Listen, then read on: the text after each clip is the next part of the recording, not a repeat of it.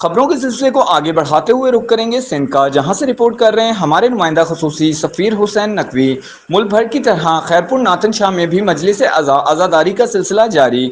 کربلا کے شہیدوں کی یاد میں مرکزی امام بارگاہ سید پیر شاہ میں مجلس عزا منعقد کی گئی۔